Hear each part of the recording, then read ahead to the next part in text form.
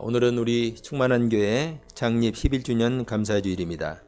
엊그제 교회를 개척하고 시작한 것 같은데 언제 시간이 이렇게 흘렀는지 느낄 수가 없을 정도로 정말로 시간이 빠르게 지나갑니다. 지금까지 지켜주신 하나님의 은혜에 감사하며 앞으로 우리 충만한 교회가 하나님께서 더 기뻐하시는 교회, 또 맡기신 사명을 잘 감당하는 교회, 또 주의 사랑과 은혜가 넘쳐나는 교회로 든든하게 세워져 갈 수 있도록 우리 함께 힘을 모으고 기도할 수 있기를 주님의 이름으로 축복합니다. 자, 오늘 본문 말씀은요, 바란 광야에서 가나안 땅에 보낸 12명의 정탐꾼에 대한 내용입니다. 이 말씀은 여러분 교회 생활하면서 여러 번 들어봤을 것으로 생각이 됩니다. 자, 시내산을 출발한 이스라엘 백성들은 지난 시간 돌아보면요, 다베라, 기브로사타와 하세롯을 지나서 드디어 바란 광야에 도착했습니다. 이 광야의 시간은 이스라엘 백성들에게 내재되어 있는 불신앙과 또 그리고 죄악된 여러 가지 모습들을 드러내고 또 치료하고 회복하는 시간이라 할 수 있습니다. 하나님은 이 과정, 이 시간을 통해서 백성들의 죄악됨을 깨닫게 하시고 하나님께서 예비하신 약속의 땅을 그리고 그들에게 약속하신 말씀을 받을 만한 그릇으로 준비시켜 나가신다. 이게 좀 광야의 여정이다라는 것입니다. 자, 그런 의미에서 가나안 땅을 향해 가는 이스라엘 백성들에게 광야의 시간은 반드시 필요하다. 자, 오늘 말씀은 바란 광야, 정확하게 말하면 바란 광야에 있는 가데스 바네아라는 그런 땅에서 12명의 정탐꾼을 가나안 땅에 보낸 내용입니다. 자, 오늘 말씀을 통해서 우리에게 주시는 하나님의 음성을 함께 듣도록 하겠습니다. 자, 1절 2절 한번 봅시다. 여호와께서 모세에게 말씀하여 이르시되 사람을 보내어 내가 이스라엘 자손에게 주는 가나안 땅을 정탐하게 하되 그들의 조상의 가문 각 지파 중에서 죄가 안 된 자 한 사람씩 보내라. 아멘. 자, 오늘 본문을 보면요, 가나안 땅에 정탐꾼을 보낸 것은 하나님께서 말씀하신 것, 그러니까 하나님의 뜻이라고 볼 수가 있습니다. 자, 그러나 신명기를 보면요, 이 오늘 본문에 나와 있는 이 지금 사건에 대해서 좀 더 자세한 비하인드 스토리가 소개되고 있습니다. 자, 신명기는 어떤 책이냐면 모세가 가나안 땅을 목전에 두고 출애굽에서부터 이제 가나안 땅에 이르기 전까지, 직전까지, 그때까지 있었던 모든 일들을 회상하면서 정리해 놓은 책, 그리고 이스라엘 백성들에게 마지막으로 권면하는 말씀이다 할 수가 있죠. 자, 그래서 이 부분 신명기 말씀이 굉장히 중요한 말씀인데, 자, 이 부분을 한번 우리가 찾아서 한번 읽어보도록 하겠습니다. 자, 바로 민수기 다음에 신명기 있어요. 신명기 1장 19절에서 23절. 구약성 259면.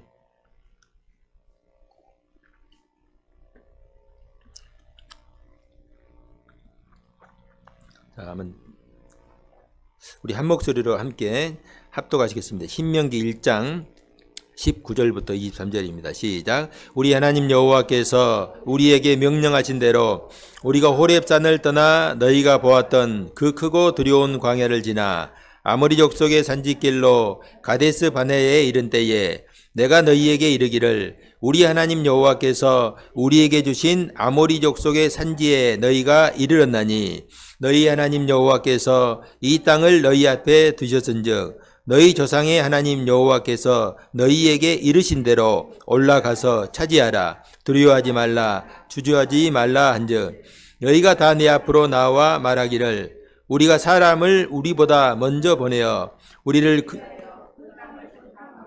어느 길로 올라가야 할 것과 어느 성읍으로 들어가야 할 것을 우리에게 알리게 하자 하기에 내가 그 말을 좋게 여겨 너희 중 각 지파에서 한 사람씩 12를 택하매. 아멘.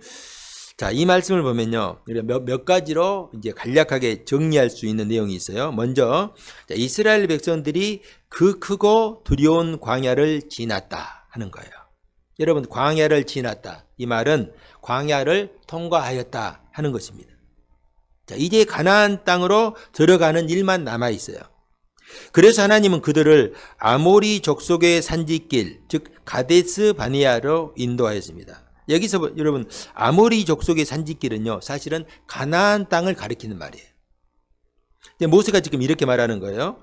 우리 하나님 여호와께서 우리에게 주신 가나안 땅의 입구에 우리가 도착했다. 너희 앞에 하나님이 주신 땅이 있다. 하나님이 말씀하신 대로 올라가서 차지하라. 두려워하지 말라, 주저하지 말라. 자, 그러면 이제 백성들이 어떻게 해야 할까요? 아멘.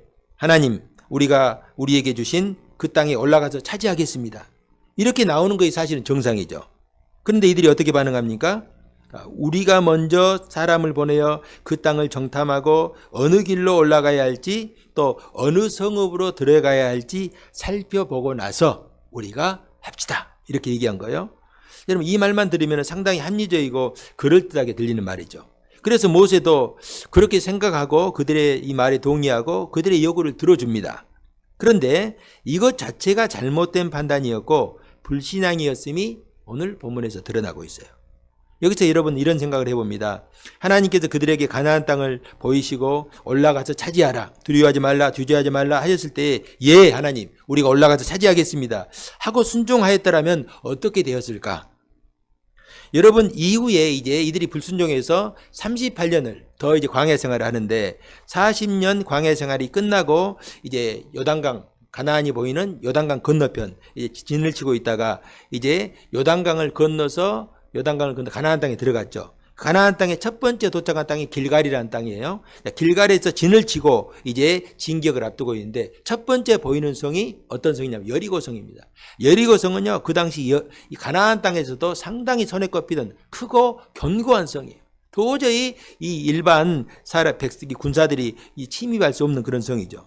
그때 그런데 하나님께서 이렇게 말씀하십니다. 너희 앞에 있는 여리고와 그 왕과 용사들을 내 손에 넘겨주었으니 너희는 성 주위를 6일 동안 한 번씩 돌고 7째 날에는 7바퀴 돌며 제사장은 나팔을 불라 그리하면 성이 무너지리라. 성을 차지하라는 거예요. 그때 여호수아와 백성들이 어떻게 했습니까? 하나님 말씀대로 순종하고 행진했어요. 그들 중에 어느 누구도 그 명령에 대해서 이의를 제기하지 않았습니다.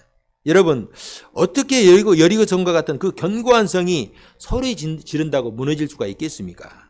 그러나 이스라엘 백성들은 광야 40년 이 여정을 통하여서 하나님을 더 깊이 알고 하나님을 배워갔던 거예요. 그러니까 그 광야를 통하여서 하나님의 말씀은 분명하다. 하나님이 말씀하시면 이루신다 하는 믿음이 생겼죠. 그래서 하나님께서 말씀하시니까 여리고 성을 6바퀴 돌고 7일째에는 7바퀴 돌고 나팔을 부니까 성이 무너졌어요. 그런데 여러분, 이스라엘 백성들은 하나님의 말씀을 지금 오늘 본문에서는요 듣고 신뢰하지 못하고 있는 거예요. 여러분, 오늘 바람 광야에 서 있는 이스라엘 백성들의 모습을 한번 다시 보십시다. 여러분, 제가 가끔 드리는 말씀, 하려고 하면은 방법이 보이고 하지 않으려고 하면은 뭐가 보인다? 핑계가 보인다. 하나님 말씀에 아멘하고 순종하면 좋은데 믿음이 없으니까 순종하지 못하고 순종하기 싫은 것입니다. 자, 그 핑계가 지금 오늘 본문에 나와 있는 먼저 우리가 가나안 땅을 정탐하겠다 하는 것이죠. 여러분, 자신들이 땅을 정탐해야 될 이유가 무엇입니까? 지금까지 그들은 오직 구름기둥에 인도하는 대로 광야를 지나 이곳까지 왔습니다. 자, 그렇다면 그들이 들어가는 것도 하나님께서 인도하실 것입니다. 성도 여러분, 우리의 인생이 오직 하나님 손에 달려있음을 믿을 수 있기를 축복합니다. 이것을 믿는 사람은요, 전적으로 하나님을 의지할 수가 있어요. 여러분, 성경에 나와 있는 다윗을 한번 생각해 보시기 바랍니다.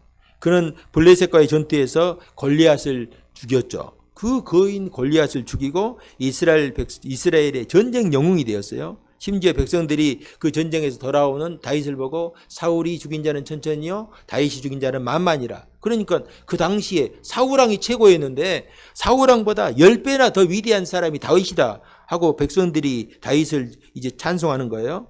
그러자 사울왕이 다윗을 시기하기 시작하였고 급기야는 그를 죽이려고 하였습니다. 처음에는 시기심으로 생각했지만은 다윗을 살려두면은 내 왕위가 위태롭겠다.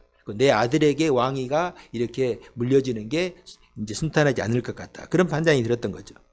이제 다윗은 사울왕이 살아있는 한 결코 생명을 보장할 수가 없습니다. 사울왕은 군대를 동원하여서 그를 제거하려고 하였고 온 유대 땅이 마치 현상밤을 찾듯이 다윗을 찾기 시작했어요. 그 다윗이 광야로 도망하고 또 심지어는 블레셋 땅, 원수의 땅인 블레셋 땅으로 망명을 하기까지 했잖아요. 그런데 그런 다윗에게 절호의 기회가 찾아옵니다. 자신을 쫓던 사울왕을 죽일 수 있는 기회가 2번이나 찾아온 것입니다. 자, 하나는요, 다윗 일행이 이제 사울왕의 추격을 피해서 이제 덩굴에 이스라엘 유대 광야에 가면 많은 덩굴이 있거든요. 덩굴에 들어가 숨어 있어요. 그런데 그때에 사울이 덩굴로 혼자 들어온 거예요. 성경에 보면은 발을 가리우러 들어왔다 하는데 이 말은요 용변을 보기 위해서 들어왔다. 혼자 들어왔다 그거예요. 그치 어찌 되었든지 사울이 홀로 무방비 상태에서 이 다윗과 다윗의 이 부하들이 숨어 있는 그 덩굴로 들어온 것입니다.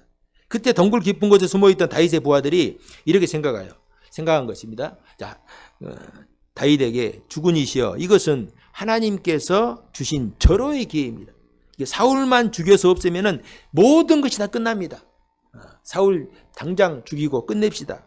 이렇게 제안을 하죠. 그때 다윗은요. 이것은 하나님께서 결코 원하시는 뜻이 아니다. 왜냐하면 하나님께서 기름 부어서 세운 왕은 내가 좋든지 싫든지 하나님께서 세운 하나님의 종이다. 내가 어떻게 할 수 있는 것은 아니다. 하고 거부하죠. 자, 두 번째는요. 다윗을 쫓았던 사울과 그 부대가 광야에서 저녁에 야영을 하고 잠을 자는데 그때 다윗과 그의 부하 중에서 용사 아비새라는 용사가 있었어요. 그 용사가 둘이서 그 진영에 침투를 합니다. 침투했는데 하나님께서 그들에게 깊은 잠에 빠지게 하셨기 때문에 이 지금 다윗과 그의 이 용사가 왔는지 가는지를 모르는 거예요. 그런데 다윗이 마음만 먹으면은 칼 한 번 쓰면은 사울을 죽일 수 있죠. 그런데 그렇게 하지 않고 사울의 창과 물병만 가지고 나옵니다. 충분히 사울을 죽일 수 있었는데 죽이지 않은 것입니다. 왜 다윗은 이렇게 했을까? 자신의 일생이 사람의 손에 있지 않고 사울왕의 손에 있지 않고 하나님의 손에 달려있음을 그는 확신하였어요. 그렇기 때문에 그는 언제 어디서나 하나님의 뜻을 물었고 그 말씀에 순종하는 삶을 살았습니다. 결국 여러분 다윗의 일생이 어떻게 되었어요? 하나님께서 다윗과 함께 하셨고 항상 그의 편이 되셨고 결국은 이스라엘의 왕이 되게 하셨고 또 일평생 어디로 가든지 누구와 싸우든지 다윗이 이기게 하셨다. 성경은 그렇게 증거합니다. 저는 우리 성도님들이 이 다윗처럼 정말 하나님께서 이기게 하시는 그런 삶을 살 수 있기를 주님의 이름으로 축복합니다. 자, 그러기 위해서 우리는요 전적으로 하나님을 믿고 신뢰할 수 있어야 됩니다. 하나님께서 가라 가면은 아멘 하고 가고 서라 하면은 설 수 있어야 돼요. 우리가 이 믿음으로 살아갈 수 있기를 주님의 이름으로 축복합니다. 자, 4절에 16절 내용을 보면요. 가나안을 정탐했던 12명의 정탐꾼이 열거되고 있는데 어느 지파 누구의 아들 아무개 또 어느 지파 누구의 아들 아무개 이렇게 12명의 이름이 소개되고 있죠. 자, 그런데 유다 지파 여분네의 아들 갈렙과 에브라임 지파 눈의 아들 여호수아 외에는 낯선 도무지 그 생소한 이름들 있죠. 낯선 이름들입니다. 성경을 읽다가 이런 부분이 나오면 상당히 좀 지루하죠.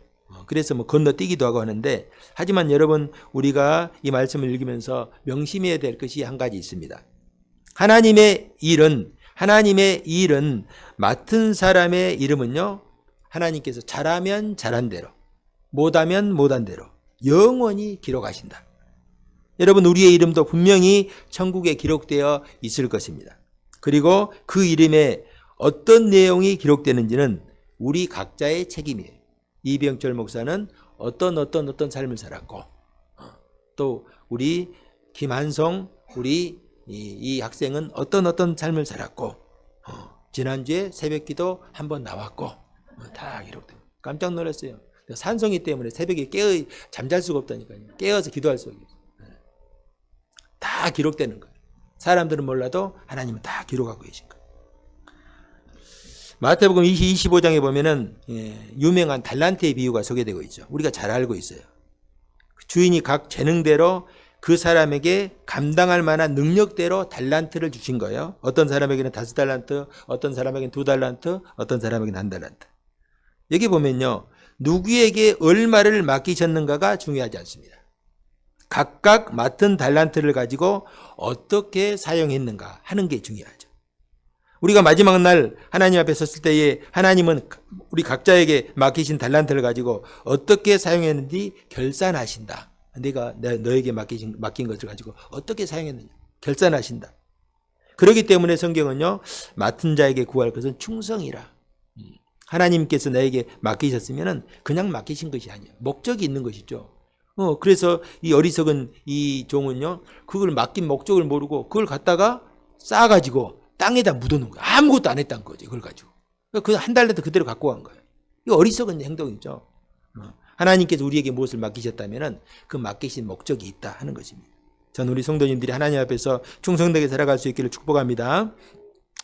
자, 또 이제 12명의 정탐꾼들은요, 40일 동안 가나안을 정탐하게 됩니다. 자, 특별히 모세는 정탐꾼들에게 정탐할 내용을 상세하게 알려줍니다. 자, 17절에서 20절을 보면요. 자, 먼저 모세는 너희는 네겝 길을 행하여서 산지로 올라가라 라고 말하는데, 이것은요, 쉽게 말하면 가나안 땅 남쪽 평지에서부터 시작해서 이제 이스라엘 가면 쭉 산지거든요. 산지로 북쪽까지 올라가서 온 땅을, 가나안 온 땅을 정탐하고 오라, 그런 말이죠. 그리고 정탐할 내용을 구체적으로 이제 일러주는데, 그 땅 거민이 강한지 약한지, 많은지 적은지, 그리고 땅에 대해서는요, 그 땅이 좋은지 나쁜지, 또 사는 성읍이 진영인지 산성인지, 그러니까 평지인지 산에 있는 상에다 성을 짓고 사는지, 토지가 비옥한지 메마른지, 나무가 있는지 없는지, 마지막으로 돌아올 때 그 땅의 실과를 가져오라. 그 직접 백성들에게 그 땅이 얼마나 좋은 땅인지 보여주라는 것이죠. 자, 그런데 20절 한번 봅시다. 토지가 비옥한지 메마른지, 나무가 있는지 없는지를 탐지하라. 그리고 바로 뭐라겠어요? 담대하라. 담대하라. 여기 보면은 그 땅을 탐지하라, 담대하라 이렇게 말씀하고 있어요. 여러분, 왜 땅을 탐지하는데 담대함이 필요할까? 본래 여러분, 정탐은요, 주의 깊게 잘 살펴보고 그것을 정확하게 기록해갖고 오면 그것을 끝입니다. 그런데 담대하라고 요구하고 있어요.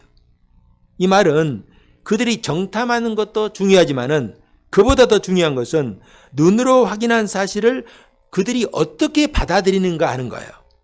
여러분, 우리가 인생을 살아갈 때 어떤 장애물을 만날 때 똑같은 장애물을 놓고 어떤 사람은요, 그 장애물을 놓고 투지를 불태우는 사람이 있고 어떤 사람은요, 지레 포기하는 사람이 있어요. 그렇죠. 여러분, 눈에 보이는 객관적인 사실은 문제가 되지 않습니다. 왜냐하면 그것은 어차피 고정된 거예요. 변하지 않는 사실이에요. 문제는 그것을 내가 어떻게 보느냐 하는 주관적인 안목이죠. 내가 그것을 어떻게 판단하는가. 똑같은 사물, 똑같은 사건을 두고 어떤 사람은 두려워하고 떨고 어떤 사람은 담대하게 오히려 내가 저걸 싸워서 이기리라, 내가 건너가리라 라는 것이죠. 그래서 여러분, 담대함이 필요한 것입니다. 우리가 인생을 살아갈 때 필요한 것이 담대함이에요. 자, 지금 하신 말씀은 이런 말씀이에요. 주님이 제자들에게 그런 말씀을 하셨어요. 세상에서는 너희가 환난을 당하나 담대하라, 이렇게 말씀하셨잖아요. 왜냐하면 주님은 그런 세상을 이기셨기 때문에. 주님께서 환난도 당하시고 고난도 당하시고 죽임도 당했지만은 주님께서 다 이기셨잖아요.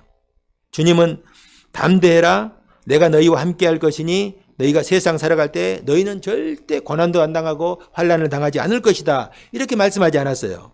세상에서 환난도 없고 고난도 없다면은 우리에게 담대함과 믿음도 필요가 없습니다. 그러나 여러분, 우리가 믿음으로 살려고 하면은 우리 성도들에게 세상은요, 늘 고난과 환난으로 다가올 수 있어요. 그렇지 않더라도 이 인생은요, 고난과 환난의 연속입니다. 그러나 그 어떤과 환난과 고난이 찾아와도 우리 성도들을 결코 넘어뜨리거나 이길 수가 없어요. 그래, 우리 어떤 분은요, 우리 성도들의 인생을 오뚜기 인생이다, 오뚜기와 같다. 여러분, 오뚜기 넘어뜨리면 어떻게 해요? 일어나죠. 넘어뜨려도 일어나고, 잡아뜨려도 일어나고, 업어치기도 일어나요. 왜 그런지 아십니까? 오뚜기가 왜 일어나요? 한성이. 오뚜기가 넘어뜨려도 왜 일어나? 그 오뚜기 밑에 중심축에 그 무거운 쇳덩어리가 들어있기 때문에. 여러분, 이런 원리예요. 주님께서 우리와 함께 하시기 때문에 어떤 환난이 와도 우리를 넘어뜨릴 수는 있어도 우리를 무너뜨릴 수는 없다. 우리가 실망은 있어도 낭망은 없다 하는 것이죠. 그렇기 때문에 우리는 그 어떤 환난과 고난이 와도 믿음을 붙들고 있으면 우리가 이길 수가 있습니다. 왜냐하면 사망권세에 계신 주님께서 세상 끝날까지 함께 하시기 때문입니다. 오늘 우리에게 필요한 믿음이 바로 이 믿음이에요. 자, 모세가 12명의 정탐꾼을 보내면서 담대하라, 너희들 담대해라 하는 말이 이것입니다. 설령 가나안 땅이 너희에게 위협적으로 보이고 두렵게 보일 수도 있지만은 절대로 너희들 쫄지 말아라, 두려워하지 말아라. 왜 그런가요? 만왕의 왕이시고 만유의 주인이신 하나님께서 그들과 함께 하시고 이미 그 땅을 너희에게 주시기로 약속하셨기 때문입니다. 천하를 호령하던 애굽의 바로도 하나님 앞에서 아무것도 아닌 것처럼 되었다고 한다면은 그 가나안 땅은요, 말할 필요가 없는 것이죠. 그렇기 때문에 정탐꾼들은 자신들의 시각이 아니라 하나님의 시각으로 담대하게 가나안 땅을 바라보고 정탐하면 되는 것입니다. 자, 이제 40일간의 정탐을 마치고 돌아온 이 정탐꾼들이 보고하는 내용이 있는데, 자, 27절에서 29절. 자, 함께 합독합시다. 27절 29절 시작. 모세에게 말하여 이르되 당신이 우리를 보낸 땅에 간즉 과연 그 땅에 젖과 꿀이 흐르는데 이것은 그 땅의 과일이니이다. 그러나 그 땅 거주민은 강하고 성읍은 견고하고 힘이 클 뿐 아니라 거기서 아낙 자손을 보았으며 아말렉인은 남방 땅에 거주하며 헤딘과 여부스인과 아모리인은 산지에 거주하고 가나안인은 해변과 요단가에 거주하더이다. 아멘. 자, 이들의 보고는요, 정확하고 자세했어요. 자, 27절 중반절에 보면요, 과연 그 땅에 젖과 꿀이 흐르는데 이것은 그 땅의 과일이니이다. 여러분, 우리가 보통 가나안 땅을 말할 때 젖과 꿀이 흐르는 땅 이렇게 말하잖아요. 그런데 이 말은 그 땅이 그만큼 비옥하다는 말이에요. 젖과 꿀이 흐른다, 젖이 흐른다 하는 말은요, 양과 소를 먹축하기에 좋은 땅이어서 그만큼 가축을 잘 기를 수 있다. 여러분, 양과 소에서 젖을 내잖아요. 또 꿀이 흐른다는 말은요, 이것은 우리가 말하는 일반적으로 생각하는 야생 꿀이 아니라 과일에서 나오는 꿀을 말하는 거예요. 특별히 이제 그 가나안 땅에 가면 대추 야자 열매, 대추 열매라고 있는데 아주 우리 대추보다 훨씬 커요. 이걸 말리면요, 아주 꿀처럼 답니다. 그래서 거기에 나오는 꿀을 말하는 거예요. 그렇기 때문에 젖과 꿀이 흐른다 하는 말은 목축과 농사가 잘 되는 땅이다 하는 의미죠. 그러니까 그 증거로 그들이 커다란 포도송이와 무화과와 석류를 가져왔습니다. 자, 또 두 번째 보고를 보면은 그 땅에 사는 거민과 성읍에 대한 보고인데 거인족이 있고 성읍은 요새와 같이 견고하다 하는 것입니다. 자, 정탐꾼들은 모세의 지시대로 비교적 정확하고 자세하게 보고합니다. 자, 이제 이들이 모세가 말한 것처럼 담대한 마음으로 그들이 정탐하였다면 할렐루야, 하나님께서 우리에게 젖과 꿀이 흐르는 땅을 주셨으니 우리 다 같이 올라가서 땅을 차지하면 됩니다. 이렇게 보고하면 되죠. 그런데 이들이 어떻게 말합니까? 다 그렇게 보고하고 28절 그러나 그 땅 거주민은 강하고 성읍은 견고하고 힘이 클 뿐 아니라 거기서 아낙 자손을 보았으며 하나님이 주신 땅이 좋습니다. 정말 좋습니다. 그러나 문제가 있습니다. 그 땅 거주민이 우리보다 강하고 성읍은 견고하고 심지어 아낙 자손 즉 거인들이 살고 있다 하는 거예요. 무슨 말입니까? 우리가 싸워서 이길 수 있다 없다? 없다. 싸워서 이길 수 없다. 여러분, 이것은요, 이들은 지금 무엇을 잊고 있다는 말이에요? 모세가 그들에게 담대하라 라고 한 말을 잊어버린 거예요. 담대하라고 말한 것은 우리가 용기를 내서 힘을 내자 하는 그런 의미가 아니죠. 우리를 부르신 분이 누구시며 우리와 함께 하신 분이 누구신지 잊지 말라는 거예요. 그분은 바로의 군대를 멸하신 분이고 홍해를 명하시자, 홍해를 향해서 호통치시자 홍해가 깜짝 놀라서 둘로 갈라졌잖아요. 불기둥과 구름기둥으로 인도하시는 만군의 여호와가 바로 그들이 믿는 하나님이십니다. 그분이 함께 하시는데 그들이 많고 적음이 무엇이며 그들이 쌓아올린 성이 무엇이며 아낙 자손이 무슨 필요가 있겠습니까?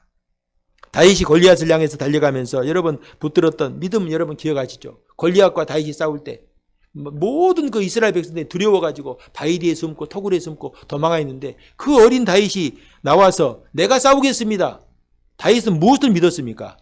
나는 하나님이 함께 하시지 않느냐, 하나님이 우리와 함께 계시지 않느냐, 왜 이것을 모르는 것입니까? 하면서 다윗이 물맷돌 하나 들고 골리앗을 향해 달려가는 거예요.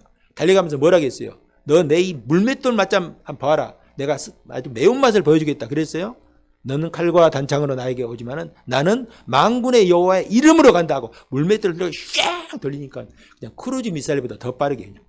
여러분, 다윗이 아무리 여러분 어깨가 좋고 잘 던진다기도 그 물맷돌이 어떻게 골리앗의 그 이마에 가서 박혀가지고 박혔는데 이 이마에 돌이 들어가가지고 안 나와버린 거예요. 다윗이 여러분 오늘 이 시대에 살았다면요 메이저리그에서 오타니보다 더 잘 던졌을 거예요.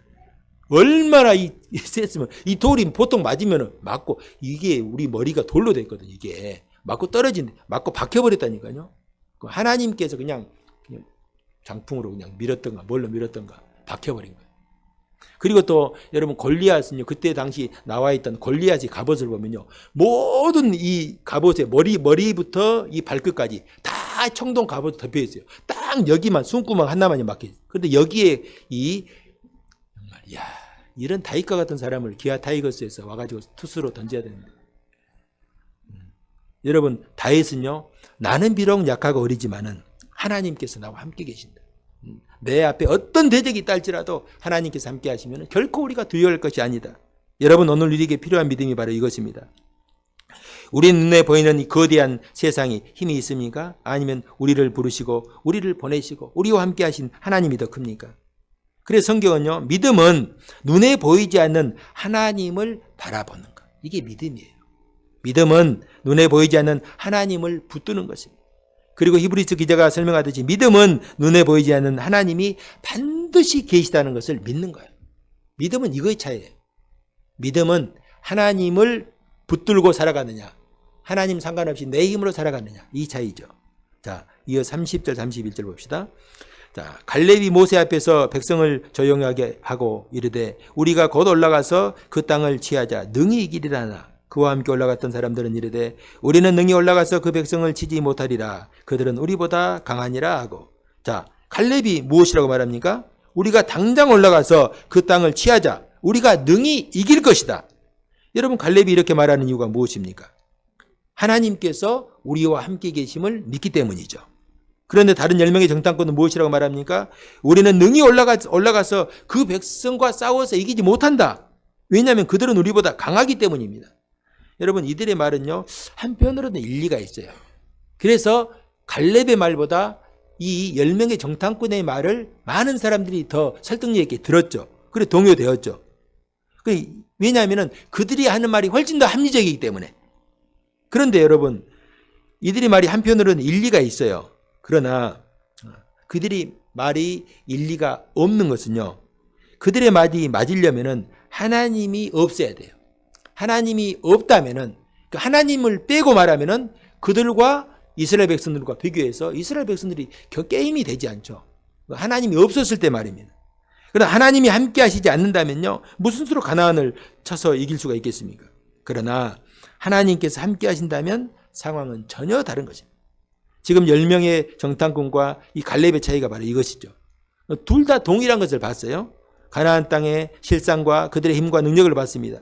그런데 10명의 정탐꾼은 그들의 이 강함에 압도되어서 자신들을 보내신 분이 하나님이라는 사실을 잊어버린 거예요.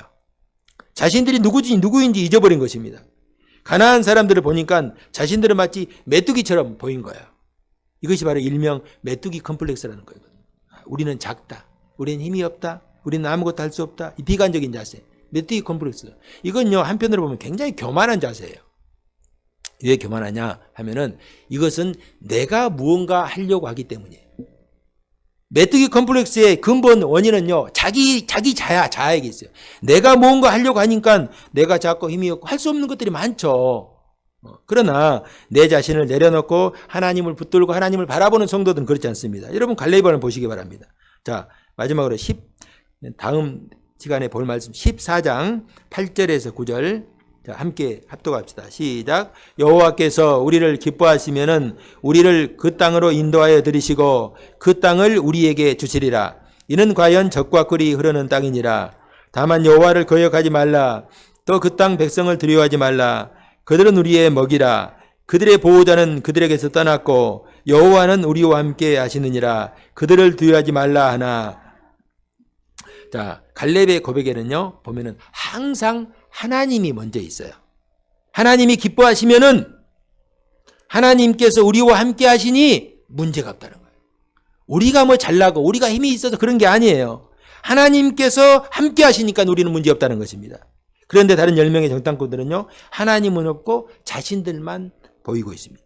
우리는 메뚜기 같다. 그들은 우리보다 강하다. 당연하죠. 언제부터 이스라엘 백성들이 싸울 수 있었습니까? 처음에 이스라엘 백성들이 애굽에서 막 나왔을 때 하나님께서 바로 들어갈 수, 보름이면 들어갈 수 있는 이 가나안 땅을 들이지 않았잖아요. 왜? 하나님은 이스라엘 백성들을 너무 잘 알고 있었기 때문에 너희들은 싸우면은 바로 싸움 시작하기 전에 도망갈 놈들이다. 아셨어요. 그런데 자기들이 언제부터 싸울 수 있었다고? 지금 2년 지났는데 이런 모습. 그들은 우리보다 강하다. 우리는 메뚜기 같다. 당연하죠. 그들은 언제 싸워본 적도 없어요. 우리가 여기서 기억해야 하는 것이 이것입니다. 나의 시선이 하나님께 있는가? 아니면 여전히 메뚜기 같은 우리에게 머물러 있는가? 여러분, 우리 교회가 이제 창립 11주년이 되었지만은 외형적으로는 여전히 약하죠. 약한 것이 사실입니다. 지금 우리에게 필요한 것은요, 다른 게 아니에요. 11년이 되었지만은 여전히 미약하고 연약하고 이런 우리의 자신을 보고 낙심할 것인가? 아니면은 이곳에 충만한 교회를 세우시고 지금까지 인도하셨고 앞으로도 인도하실 하나님을 바라볼 것인가? 하나님께서 이곳에 교회를 세웠다고 한다면은 하나님의 분명한 뜻이 있는 것이에요. 방금 우리 원사님 기도할 때 우리 교회가 50년 뒤에 100년 뒤에 어떻게 변할지는 아무도 모르는 거예요. 하나님께서 우리 교회를 통해서 무슨 일을 할지는 아무것도 모르는 거예요. 우리 자신만 바라보면 아이고 우리 교회가 너무 작다. 저도 왜 그런 마음이 없겠어요. 그러나 하나님께서 우리 교회를 향한 분명한 뜻이 있어요. 그렇기 때문에 이렇게 든든한 교회를 세워주셨죠. 저는 우리 성도님들이 지금도 살아계셔서 우리와 함께 하시는 하나님만 바라볼 수 있기를 주님의 이름으로 축복합니다. 우리는 부족해요. 미약해요. 우리를 통해서 역사하실 하나님께 소망을 두면요, 우리는 결코 실망하거나 낭망할 필요가 없어요. 왜? 하나님께서 행하실 크고 위대한 일이 우리 앞에 있기 때문입니다. 우리가 하나님만 바라보고 믿음으로 나아가면은 하나님께서 우리 교회를 통해서 이루실 역사를 볼 것이고 우리가 주님 앞에 섰을 때에 잘했다 칭찬받을 그런 삶을 살 수 있을 것입니다. 사랑하는 성도 여러분, 우리를 부르시고 인도하신 하나님만 바라보시기 바랍니다. 너무 세상 바라보시고 또 내 자신 바라보고 낭망하고 좌절하지 않기를 바랍니다. 하나님께서 우리를 부르셨다면은 하나님은 우리와 함께 하시는 거예요. 이스라엘 백성들 우리가 지금까지 민수기를 통해서 바라보면서 얼마나 답답합니까? 얼마나 찌질합니까? 그럼에도 하나님께서 그들을 부르셨기 때문에 하나님은 그들을 포기하지 않았어요. 결코 포기하지 않고 어떻게 훈련을 시켜서라도 약속하시는 가나안 땅으로 들어가게 하시는 분이 하나님이십니다. 우리가 담대하게 하나님만 믿고 바라보면은 하나님께서 약속하신 대로 우리를 축복하실 것이고 우리를 끝까지 책임지시고 인도하실 것입니다. 우리가 이 한 주간도 하나님만 바라보는 이 믿음으로 세상에서 담대하게 살아갈 수 있기를 주님의 이름으로 축복합니다.